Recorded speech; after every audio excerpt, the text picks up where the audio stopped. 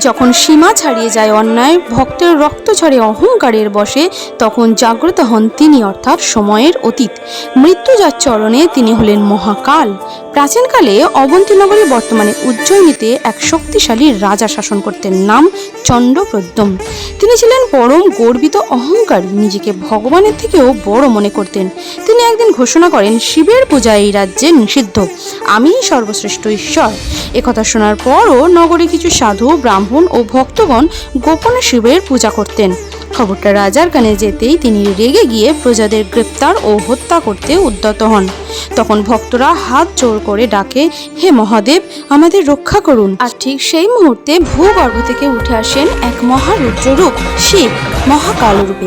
তিনি গর্জন করে বলেন, আমি সময়, আমি মৃত্যু, আমি সেই মহাকাল যে অহংকারকে ধ্বংস করে আর ভক্তকে রক্ষা করে। একথা বলার সাথে সাথে মহাকাল তার ত্রিশূল দিয়ে রাজা চণ্ডপ্রদ্যুম্নের দম্ভ চিরতরে শেষ করেন। এ ঘটনার পরই সেই স্থানে প্রতিষ্ঠিত হয় মহাকালেশ্বর জ্যোতির্লিঙ্গ, যেখানে মহাদেব মহাকাল রূপে পূজিত হন। এটাই একমাত্র দক্ষিণমুখী জ্যোতির্লিঙ্গ যা মৃত্যুর ভয়কেও হরণ করে। জয় মহাকাল।